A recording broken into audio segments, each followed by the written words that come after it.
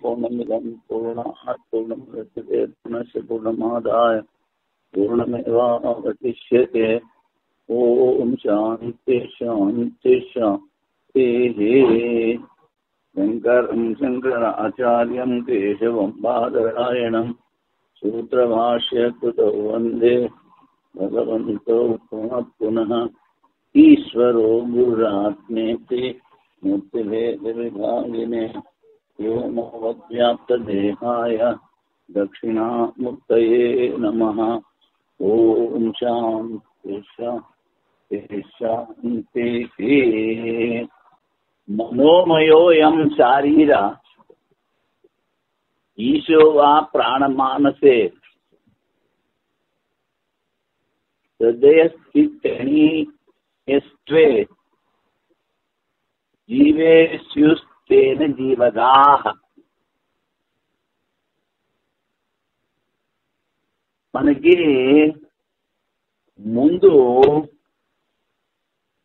మనోమయ ప్రాణశరీర భావరూప అని వచ్చింది. అందులో పూర్వపక్షి అంటాడు మనోమయం అయం శారీర. మనోమయం అంటే జీవుడు. ఈశోవా ప్రాణ మానసే ప్రాణము మనస్సు ఉంది గనక నువ్వు జీవుడని చెప్పాలి, లేకపోతే ఈశ్వరుడా.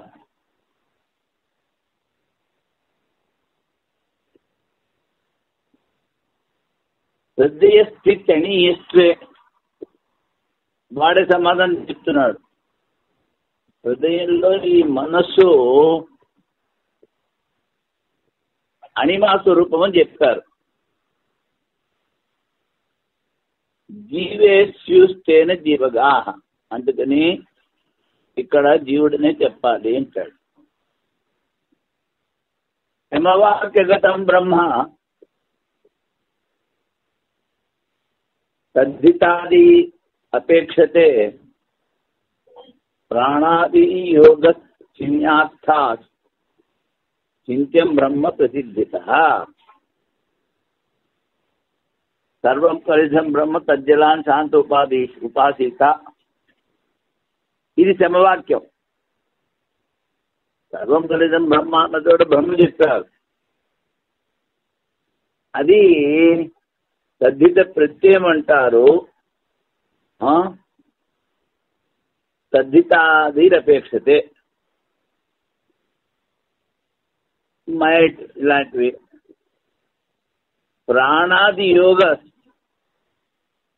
చింత్యార్థ, మరి ప్రాణోమయ మనోమయ ఇలా ఎందుకు చెప్పారు?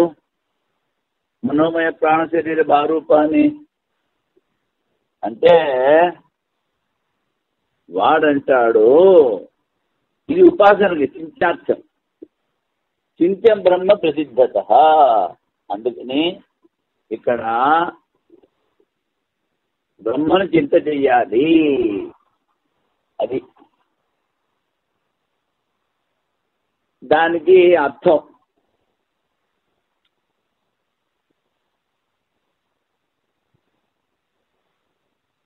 ఇక్కడ చెప్పిన మనోమయము జీవుడా పరమేశ్వరుడా అని సంశయం. ప్రాణ మనస్సులతో సంబంధం ఉండుట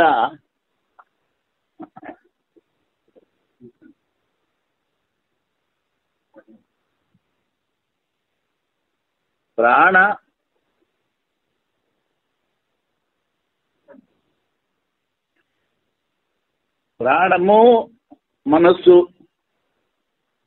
ఈ సంబంధం ఉండటం వల్ల మళ్ళీ హృదయంలో అతి సూక్ష్మం.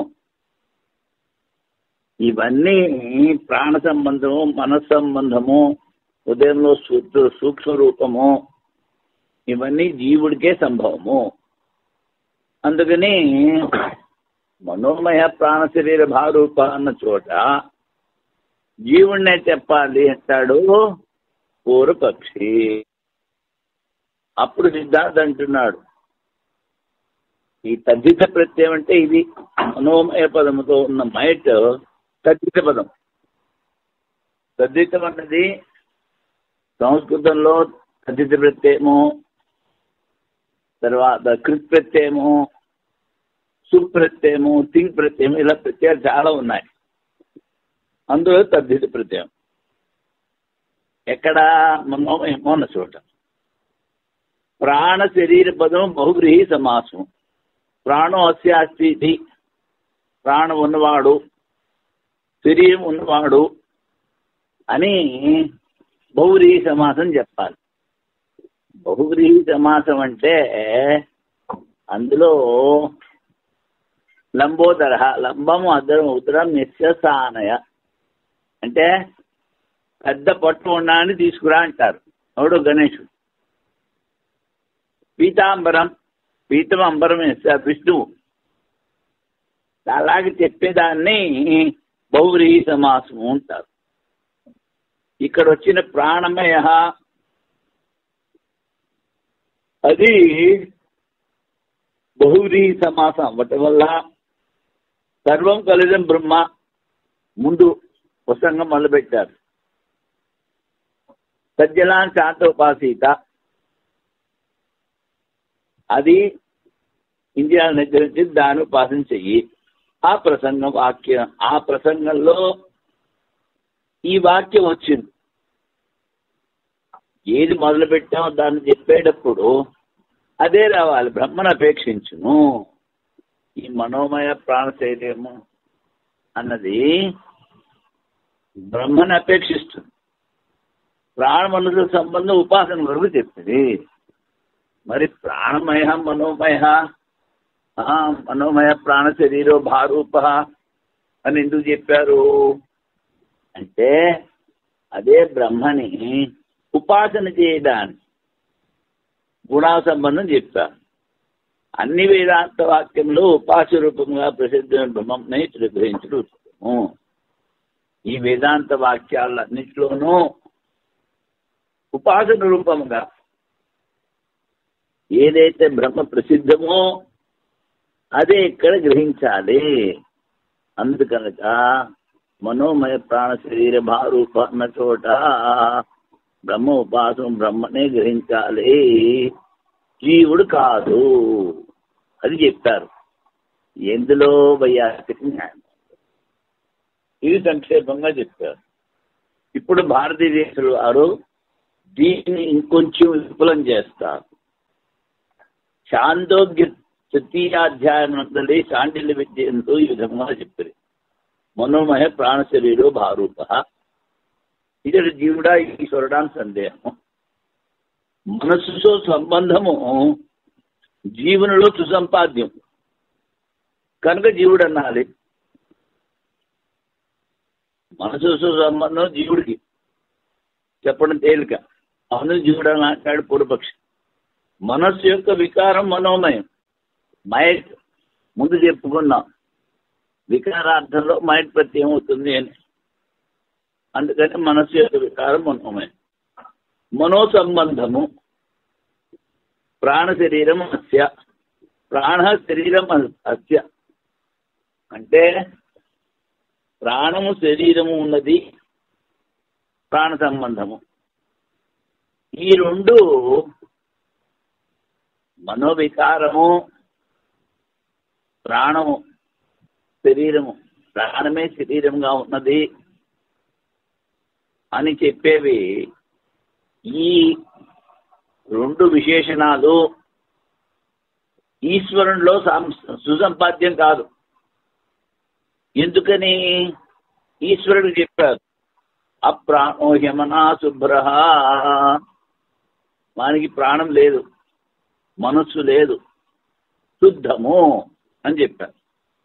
ఆ పరమేశ్వరునికి సూక్ష్మ శరీరం లేదు, మనస్సు లేదు, ఆయన నిర్మలుడు, మనస్సుని నిషేధించిరి. మనసు లేదని చెప్పారు. ఇక్కడ మనస్సు చెప్పారు కనుక ఇది బ్రహ్మ కాదు అంటాడు. ఏషమే ఆత్మ అంతర్హృదయ అని ఈ ఆత్మ నా హృదయం లోపల ఉన్నది, అది ఈ ఆత్మ అంటే మనస్సు, అది సూక్ష్మ రూపం మనోమయం, అది సూక్ష్మం. ఈ నా ఆత్మ హృదయం లోపల, లేకపోతే ఏషమే ఆత్మ అంతర్హృదయ నియాణ అన్నప్పుడు హృదయాకాశములో సూక్ష్మ రూపంలో ఆత్మ ఉంది అని చెప్పారు కదా. మనస్సు కూడా సూక్ష్మని చెప్పారు. మరి అనియానన్నప్పుడు, చిన్నదన్నప్పుడు ఎలా చెప్పారు? ధాన్య కణము కన్నా ఎవల కణము కన్నా చిన్నదై ఉన్నది. ఏమిటి? ఈ ఆత్మ హృదయము అంటే మధ్య భాగము. ఈ మధ్య భాగంలో ఆకాశం ఉంటుంది, అక్కడే హృదయము, అక్కడే మనస్సు, అక్కడే ఈ ఆత్మ ఉంది. అంత మాత్ర పురుషోంతరాత్మ. ఈ ఆత్మ మరి ఎవల కణము? ధాన్య కర్మని ఎందుకు చెప్పారు? సూక్ష్మంగా. ఆత్మ సర్వవ్యాపకం, కానీ మరి హృదయంలో ఉంది చిన్నదని ఎందుకు చెప్పారు అంటే అక్కడ మనకి అనుభవంలోకి వస్తుంది, అందుకని అలా చెప్తారు. హృదయం లోపల ఉన్నది అనుమాత్రమైన ధర్మంలో నిరాధారము. సర్వగతమైన ఈశ్వరుని యందు యుక్తి సంగతములు కాదు.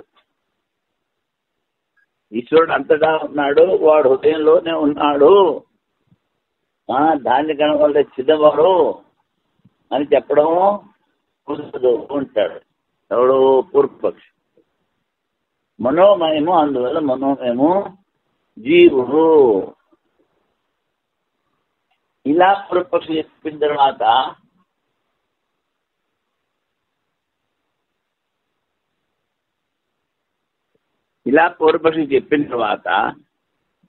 సిద్ధాంత సమాధానం సర్వం కలిగిన బ్రహ్మ తజ్జలానికి శాంతోపాసీత. నిశ్చయముగా ఇదంతయు బ్రహ్మమే. ఈ జగత్తు వాని నుండే ఉత్పన్నమైనది, వానిలో లీనమవుతున్నది, వానిలోనే స్థితిలో తీర్చగలిగినది. అందువల్ల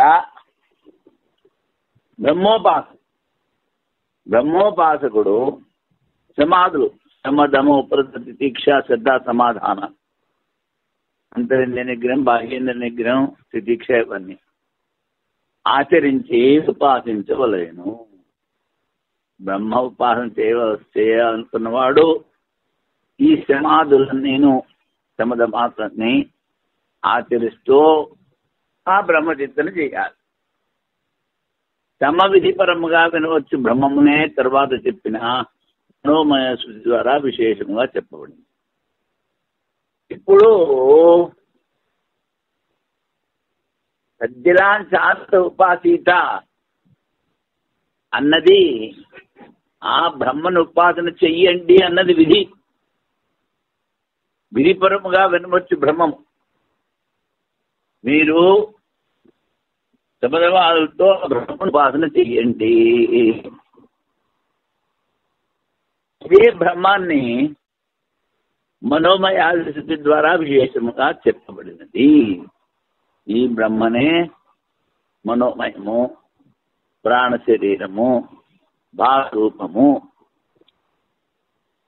అని చెప్పారు.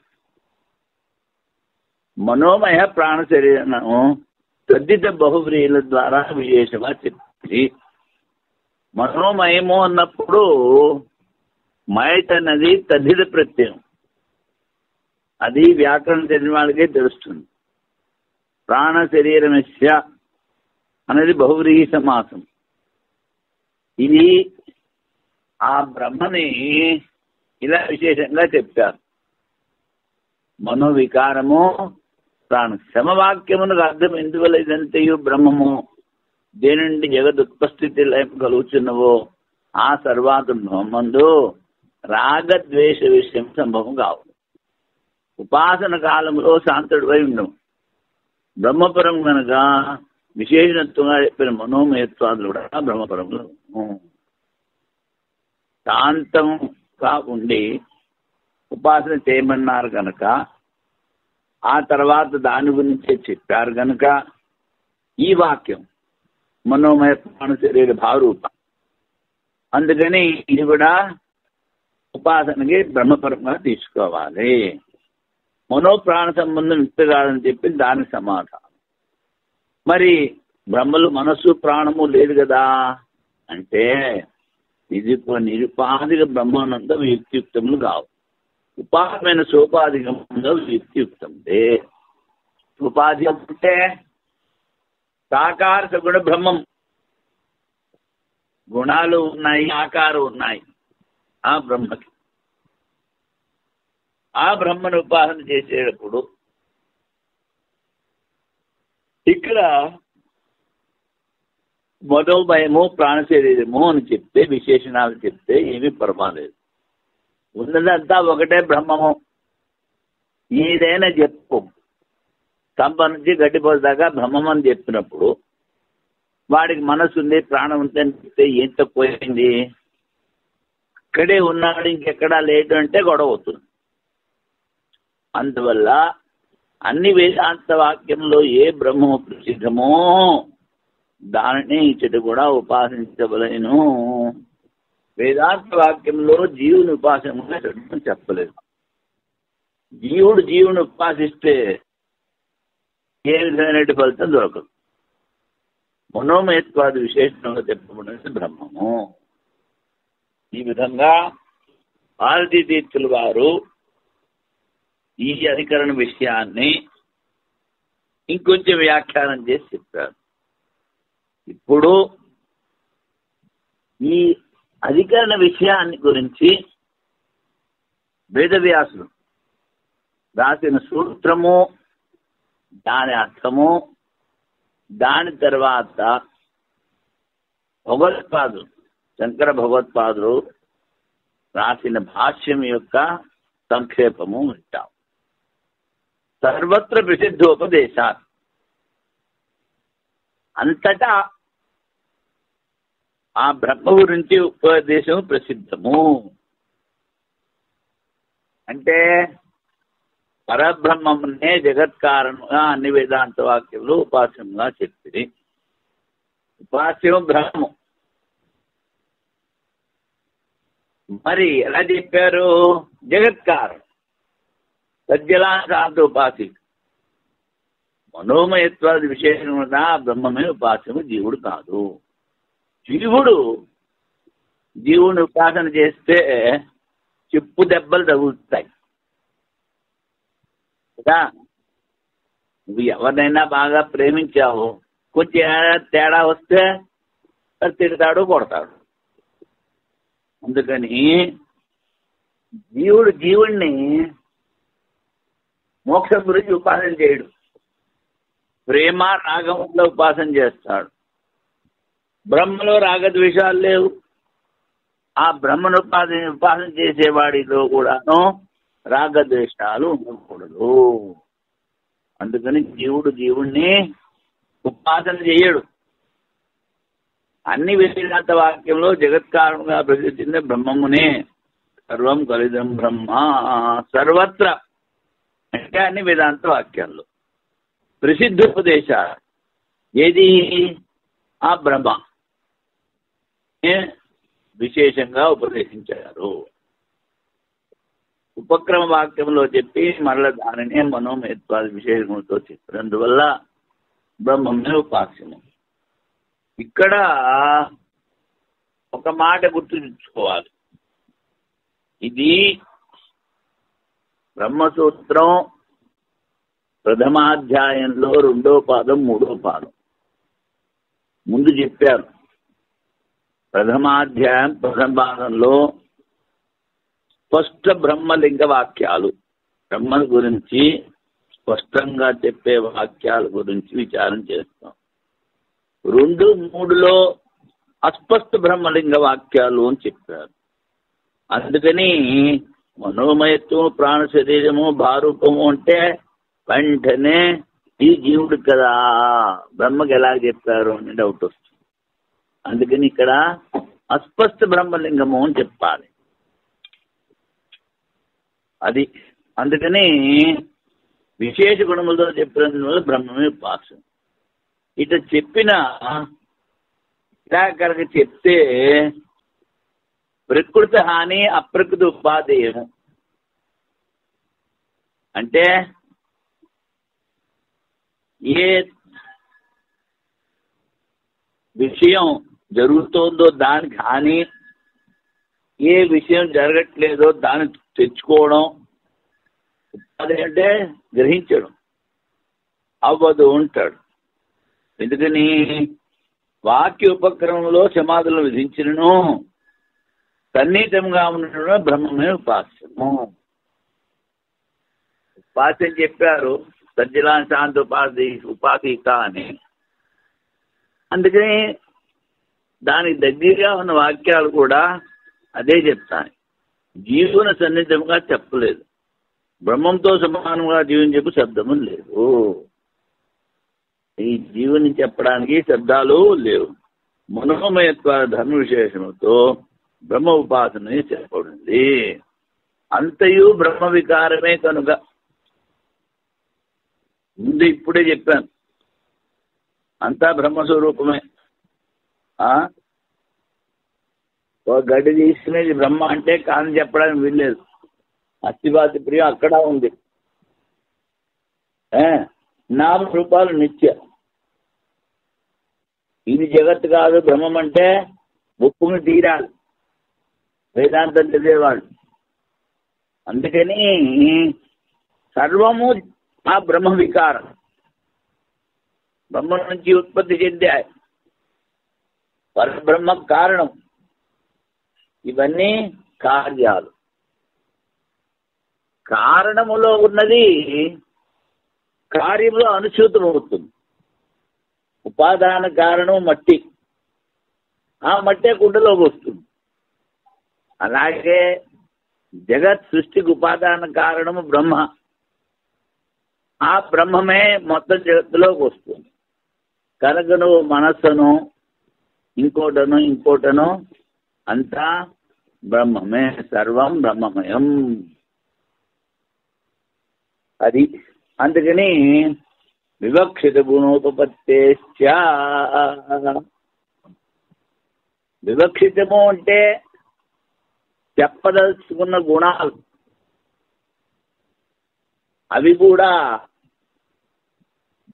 ఇక్కడ యుక్తి సంగతములు ఉంటాడు. ఉపాసన కొరకు ఉపదేశింపబడిన సత్య సంకల్పము భారత్వం మునగాగల గుణములు బ్రహ్మం అందే సమన్వయించును. ఇవి వివక్షిత గుణాలు. వక్తుమిచ్చ వివక్ష అంటారు. చెప్పదలుచుకున్న స్థితి ఏం చెప్పదలుచుకుంది? ముందుకు వెళ్ళి భారూపము ఉంది. ఆ అంటే ప్రకాశం, ఆ ఆత్మ, ఆ బ్రహ్మ స్వయం ప్రకాశం. దాని ప్రకాశం వల్ల అంతా ప్రకాశిస్తుంది. సత్య సంకల్పం, ఒక సంకల్పం చేశాడు అంటే సృష్టి చేయాలంటే సృష్టి జరిగిపోతుంది. జీవుడు సంకల్పం చేశాడంటే వెంటనే కొట్టుకుపోతాడు, ఏమో ఊరికే కల్పన చేస్తూ ఉంటాడు. అందుకని ఈ వివక్షిత గుణాలు, భక్తుమిచ్చా వివక్ష. ఇక్కడ భక్త ఎవరు? వేదం. వేదము ఉపాసన చేయడానికి ముందు ఇంకా కొన్ని గుణాలు చెప్పింది. ఆ గుణాలు చూస్తే ఈ గుణాలు కూడా బ్రహ్మల గురించే చెప్తున్నాయి అని తెలుస్తుంది. ఉపాసన ఉపదేశం మన సత్య సంకల్పత్వము, భారూపత్వము మొదలుగా గల గుణములో బ్రహ్మమందే సంబంధం. ఉపపత్తి అంటే యుక్తి సంగతం. అందువల్ల మనోమయము బ్రహ్మము. మనోమయత్వాది వాక్యంలో చేసింది బ్రహ్మోపదేశమే. భారూప సత్య సంకల్ప, ప్రకాశ స్వరూపము సత్య సంకల్పుడు అనుగుణములతో ఉపాసనలు బ్రహ్మమునే ఉపదేశించింది. సత్య సంకల్పముగా సృష్ట్యాదుల్లో ప్రతిబంధ శక్తి సంపన్నుడు అనున్నది పరమాత్మ ఎందే యుక్తియుక్తము. ఇక్కడ దృష్టాదుల్లో అప్రతిబంధ శక్తి, ప్రతిబంధం లేదు. ఇక్కడ అప్రతిబంధ శక్తి అని ఉండాలి అనున్నది పరమాత్మ యుక్తం. మనోమయత్వము ప్రాణ శరీరము జీవలక్షణంలో పరమాత్మ ఎందుకు చెప్పడం సరికాదు.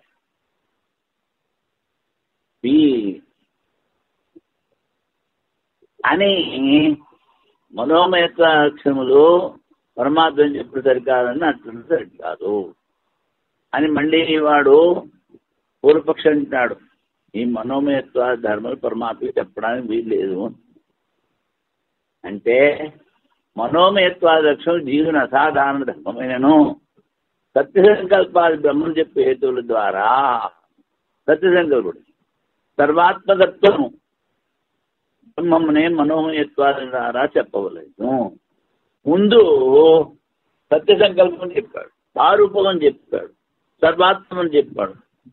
ఇవన్నీ కూడా బ్రహ్మకు చెందుతాయి కానీ జీవుడికి ఈ లక్షణాలు సరిపడవు.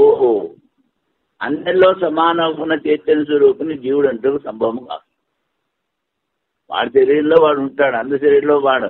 ఆ రెండో వాడు ఏమనుకుంటాడు, ఏం చేస్తున్నాడు, ఏం తెలుస్తుంది? ఇంటి పక్కవాడు ఏదో దెబ్బలాడుకుని చచ్చినా వాడికి ఏం సంబంధం లేదు. మరి పరమాత్మ అలాగా అందరిలోనూ సమానంగా ఉంది. అందుకని ఈ సర్వాత్మత్వం శ్వేతాశ్వరంలో ఈ విధంగా చెప్పారు. త్వం స్త్రీ త్వం పుమానసి, నీవే స్త్రీ రూపుని, నీవే పురుషుడు, నీవే బాలుడు, నీవే బాలికవి. సర్వత ప్రాణిపాదం, నీ పాదాలు నీ చేతులు అన్ని చోట్ల ఉన్నాయి. అంటే అందరి చేతులు పాదాలు నీవని. చేతులు కాళ్ళు నేత్రములు శిరస్సులు ముఖములో ఉన్నవి అనంతముగా ఉన్నవి అంటాడు ఆ బ్రహ్మ. సర్వాత్మకమైన గీతలో కూడా ప్రసిద్ధి. అందువల్ల మనోమయత్వాది గుణముల ద్వారా బ్రహ్మమే ఉపాస్యము. తర్వాత సూత్రం అనుపపత్తేస్తు నా శారీర, యుక్తి సంగతం కాదు. శరీరే భవ శారీర జీవుడు. ఇక్కడ జీవుని గురించి చెప్పలేదు నాయన. ఎందుకని యుక్తి సంగతం కాదు. సత్య సంకల్ప గుణములు జీవునిలో సంభవం కాదు. కనుక జీవ సంకల్ప గుణముల ద్వారా ఉపాసుడు కాదు. సత్య సంకల్పము, భారూపము, సర్వాత్మత్వము, సర్వం కలితం బ్రహ్మ, ఇలాంటివి లక్షణాలు జీవుల్లో సంభవం కాదు. కనుక దేవుడు ఉపాసుడు కాదు. అనుపపత్తే సూత్రంలో ఒక చూ శబ్దం వచ్చింది. అది నిశ్చయార్థం. మనోమయత్వాది గుణములు గలవాడు బ్రహ్మమే, నిశ్చయం కాదు, జీవుడు కాదు. సత్య సంకల్ప ఆకాశాత్మ అవాకి అనాదర జాయాన్ పృథివ్యా. ఆకాశ ఆత్మ, ఆకాశమే ఆత్మగా ఉన్నవాడు అంటే వ్యాపకుడు. అవాకి, వాణి లేదు. అనాదర, దేన్ని పట్టించుకోడు, దేని మీద వాడికి శ్రద్ధ లేదు. అయ్యో వాడు ఇలా పోయాడే, వీడు ఇలా వచ్చాడే, ఇలాంటివి అవి వాడు పట్టించుకోడు. అనాదర.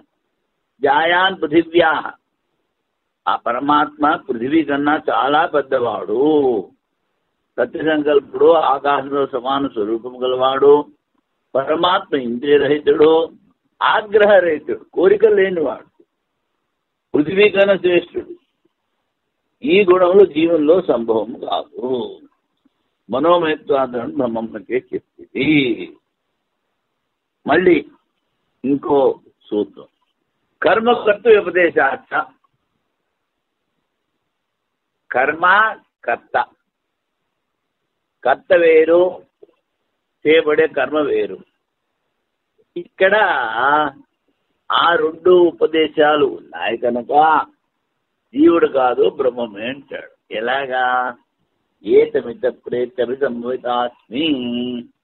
ఏతం బ్రహ్మం ఇతః ఈ శరీరం వదిలిపోయిన తర్వాత, ప్రేత్య అంటే చచ్చిన తర్వాత, అభిసంభవితాస్మి వాడిని చేస్తాను, బ్రహ్మలో చేస్తాను, బ్రహ్మతో ఒకటవుతాను. ఏతం శబ్దంతో చెప్పిన ప్రకృతి బ్రహ్మము పొందబడేది కర్మ.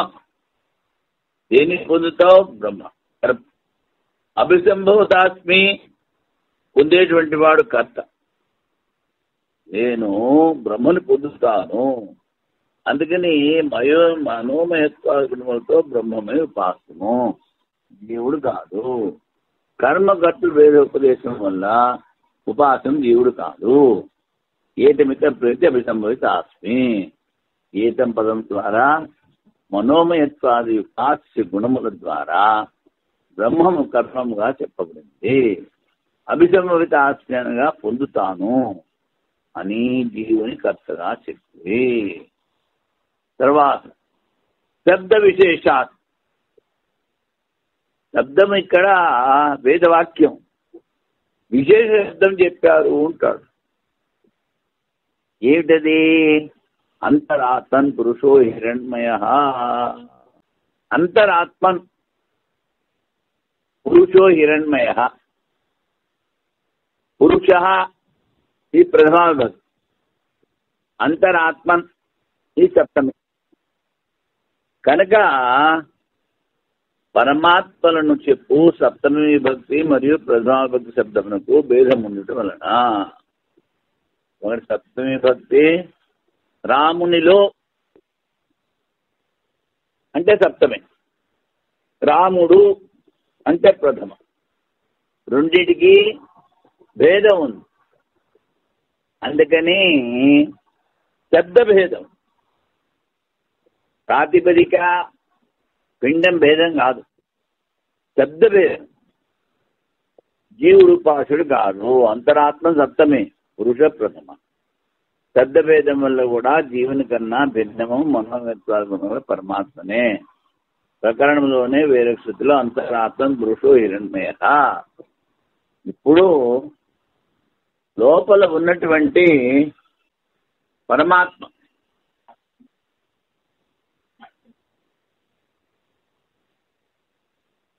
అంతరాత్మ అన్నప్పుడు ఆత్మ లోపల ఉన్న ఆత్మాని అంతర్ లోపల ఆత్మ పురుష, పూర్ణాత్ పురుష, వాడు హిరణ్మయుడు. అంటే బంగారు వన్న గలవాడు. అంతరాత్మన శబ్దము సప్తమ్యంతం, దానికన్నా భిన్నం పురుష శబ్దము. అంటే లోపల ఉన్న పురుషుడు అని. ఇది మనోమయత్వాది విశ్వగుణముల పరమాత్మ ఉపాస స్వరూపంగా చెప్పబడింది. కనుక నీ ఆత్మలో ఉన్న పురుషుడు అన్నప్పుడు అంతరాత్మ, అది ఆత్మ లోపల. పూర్ణాత్ పురుష, అందరిలో ఉన్నది ఒకటే పురుషుడు. ఇక్కడ విభక్తి శబ్ద విశేషం చెప్పారు కనుక మనోమయత్వాది గుణములు పరమాత్మ ఉపాసకున్నారు. స్మృతే, స్మృతిలో కూడా అలాగే చెప్పారంటాడు. స్మృతి అంటే ఏంటి? భగవద్గీత. ఈశ్వర సర్వభూతాన ఉద్దేశించిందంటే బ్రాహ్మణ్ సర్వభూతాన్ని యంత్రాలుడు అని మాయ. యంత్రాల్లాగా ఈశ్వరుడు అందరి లోపల ఉండి అందరినీ నడిపిస్తున్నాడు ఉంటాడు. కనుక సర్వభూతాన, అన్ని భూతాల లోపల ఉన్నది ఆ ఈశ్వరుడు. హృదయ దేశంలో ఎక్కడున్నాడు? ప్రతివాడి హృదయ దేశంలో ఉన్నాడు. మళ్ళీ ఏం చేస్తున్నాడు? అన్ని భూతాల్ని తిప్పుతున్నాడు, యంత్రాలను తిప్పినట్టు. ఏదో వీడు అనుకుంటాడు నేను చేస్తున్నానని, వల్లకాడు వీడు చేసేది ఏమీ లేదు. మనం ఒక సంకల్పం చేసినా, ఒకటి చేసినా అంతా వాణి దయ వల్ల మనం చేస్తున్నాం. మరి ఇది ఎలాగ నిశ్చయం చేస్తాము అంటే కేనోపనిషత్తులో చెప్తారు. నువ్వు ధ్యానానికి కూర్చున్నావు, ధ్యానం ద్వారా పరమాత్మ చిత్తం చేయాలి అనుకుంటావు. నువ్వే అంతా చేసేవాడు అయితే నీతో చెప్పకుండా మనసు పరిపరి విధాలుగా ఎందుకు పోతుంది? ఎప్పుడైనా ఆలోచించావా? అందుకని నువ్వు చేసేది పెద్ద బండి సున్నా, చేసేది చేయించేవాడు పరమాత్మ.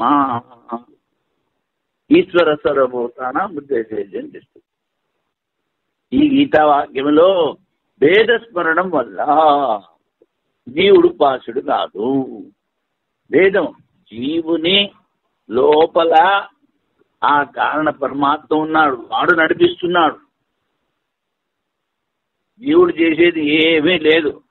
ఊరికినే అహంకారం, నేను చేసేసాను, నేను చేస్తున్నాను, అజ్ఞానం వల్ల. అందుకనే జ్ఞానులు చాలా వినయంగా ఉంటారు. ఎంత పెద్ద జ్ఞాని అయినా వినయంగా ఉంటాడు, కానీ అహంకారం ఒక్క విజరు కూడా ఉండదు.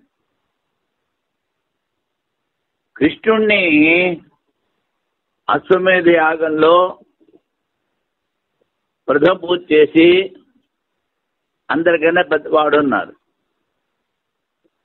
మరి అశ్వమేధ యాగంలో కృష్ణుడికి పనేమిటి ఇచ్చారు? ఎంగిలి విస్తలు ఎత్తి పారేయండి, సేవకుడు చేసే పని ఇచ్చారు. అని చేయనన్నాడా? చేశాడు. అలాగే యాజ్ఞవల్కుడు సభలో ఆవులన్నీ తీసుకుపోయినప్పుడు ఎలా నువ్వే పెద్ద బ్రహ్మజ్ఞానివా అంటే అప్పుడు అంటాడు, అయ్యా బ్రహ్మజ్ఞానులందరికీ నమస్కారం, నేను గురుకులం నడిపిస్తున్నాను, అక్కడున్న పిల్లలకి పాలు పొయ్యాలి, అందుకని ఆవులు పట్టుకుపోయాను. అంతేకాని జ్ఞాని చాలా నమ్రతగా ఉంటాడు, ఎప్పుడూ అహంకారాన్ని చూపించాడు. ఈ జీవుడు వీడి దగ్గర ఏమీ ఉండదు. ఆ అహంకారం వల్ల గాల్లో నడుస్తూ ఉంటాడు, ఎగిరి. అందుకని యస్య నాహం కృతో భావో బుద్ధి రిసిన లిప్యతే అని ముందు చెప్తారు. ఎవరికైతే కర్తృత్వం లేదో, యస్య నాహం కృతో భావం, నేను చేస్తున్నాను అనేటువంటి భావం లేదు, బుద్ధితో సంయోగం లేదు, వాడు ఏ పని చేసినా వాడికి పాపం అంటారు అని ముందు కూడా చెప్తారు. అందుకని ఈశ్వరుడిని మాయ ద్వారా అయిపోతుంది తిప్పుచున్నాడు. దానికి విశేషం ఏం చెప్పారు? సర్వభూతముల హృదయ దేశములో. ఎవడు ఒక్కడు కాదు, ఒక జంతువు కాదు, ఒక దేవత కాదు, అందరూ. ఆఖరికి ఆ హిరణ్య గర్భుణ్ణి నడిపించేవాడు కూడా ఈశ్వరుడే. ఇలాంటి స్మృతుల్లో జీవ పరమాత్మల భేదస్మరణం వల్ల బ్రహ్మ కన్నా భిన్నుడైన జీవుడు ఉపాసుడు కాదు. కల్పించబడిన భేదం వల్ల కూడా జీవుడు ఉపాసుడు కాదు. భేదం కల్పించబడినది. ఆకాశం అపరిచ్ఛిన్నం, వ్యాపకం. కల్పించిన ఘటాదుల భిన్నత్వంలో ఉపాధి భేదం అనుసరించి వ్యవహరించదు. ఘటాకాశం, మఠాకాశం, సూచ్యాకాశం. జీవోపాధి వల్ల భేదం స్వీకరించి జీవుడు ఉపాసుడు కాదని నిర్ణయించి పరమాత్మ ఉపాసత్వము శంకించుతున్నాడు. అల్పకౌకస్వాత్ తద్వ్యపదేశాచ నీతి చేన్నా నిచాయత్వాదేవం వ్యోమవచ్చ. వాడంటాడు, నువ్వు ముందు ఈ పరమాత్మ ఒక ధాన్య కణం వల్లే యవన కణములే ఉన్నాడు.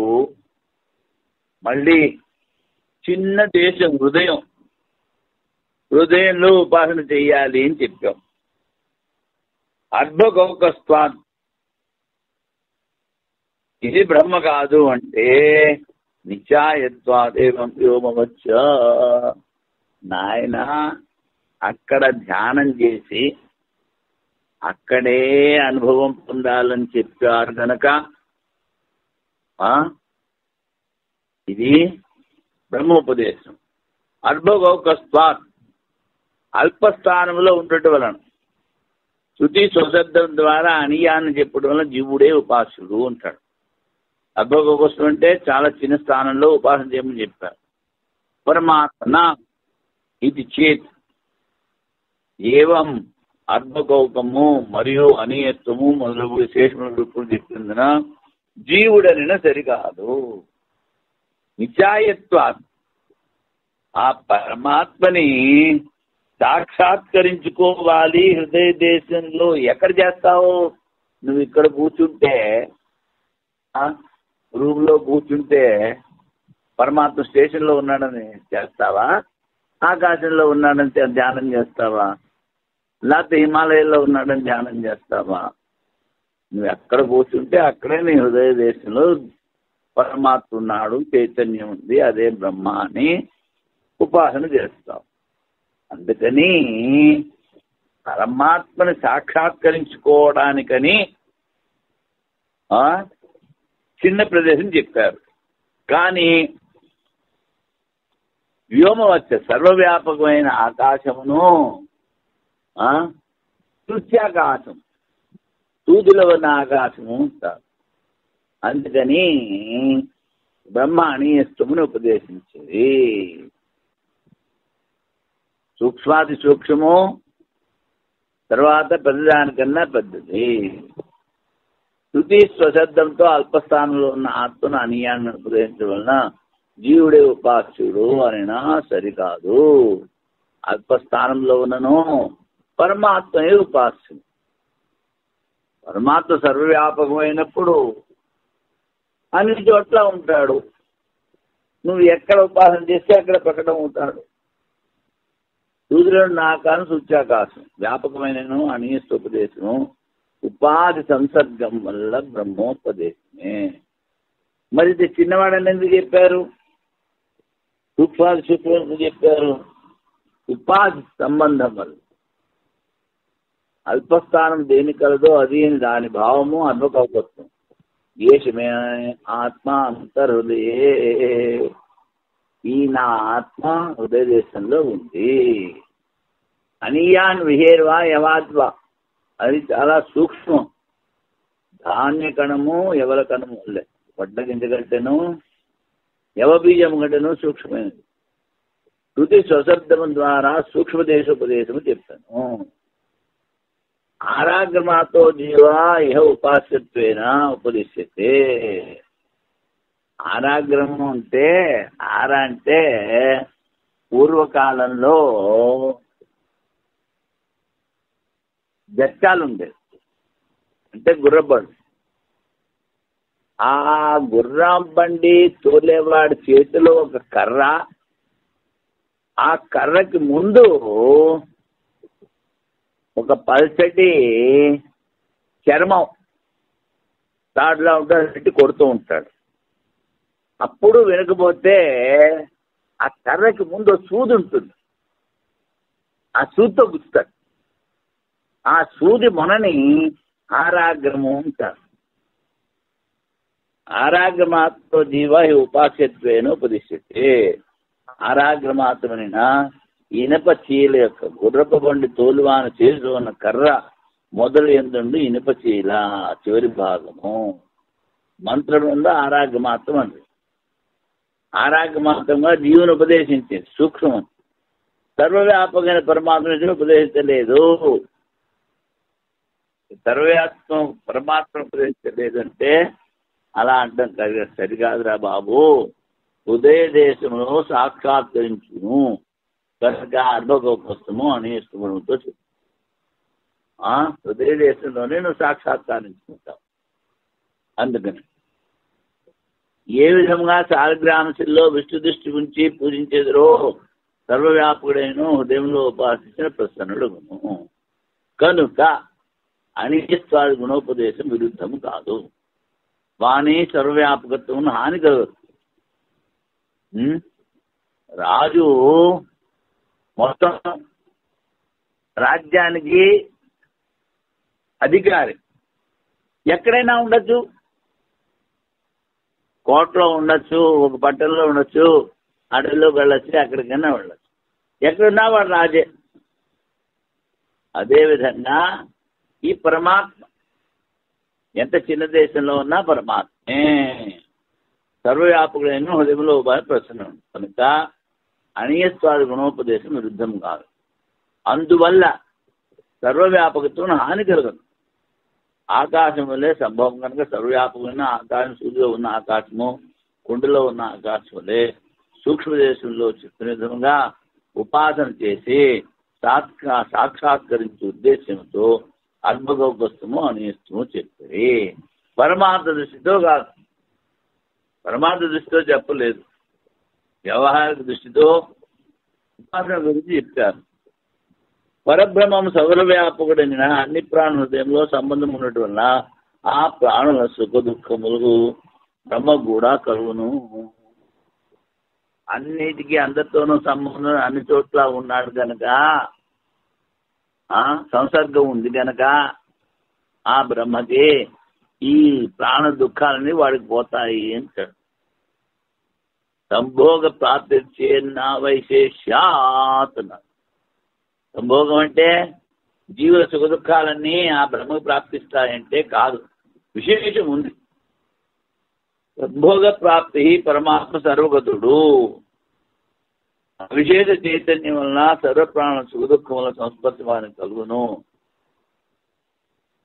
చైతన్యము సామాన్యంగా అన్ని చోట్ల అందరిలోనూ ఉంది కనుక ఆ సంబంధం వల్ల సుఖ దుఃఖాలు వానికి వస్తాయి అంటే సరికాదు. వైశేష జీవ బ్రహ్మంలో భోక్తృత్వ అభోక్తృత్వ విశేషం ఉండటం వల్ల జీవుడు భోక్త, పరమాత్మ అభోక్త. మనోమయత్వాది గుణములతో పరమాత్మనే ఉపాసించవలేము.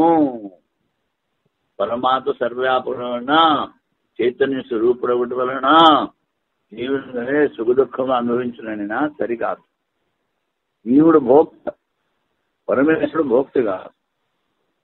మరి పరమేశ్వరుడు అంతా చేస్తున్నాడు, భోక్త కాదు అంటావు, ఇది ఎలాగ సంభవము అంటే ఉపస్థితి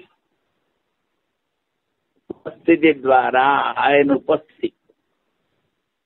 ఆ ఉపస్థితి ద్వారా మాయ అన్ని కార్యాలు చేస్తూ ఉంటుంది. పరమాత్మ అసంగుడు, కానీ మాయకి శక్తి పరమాత్మ నుంచి వస్తుంది. అగ్నిలో ఉన్న దాహక శక్తి, ఆ దాహశక్తి అగ్నిది. అలాగే మాయాశక్తి పరమాత్మదే. కానీ మాయని పరిణామి ఉపాదాన కారణము అన్నారు.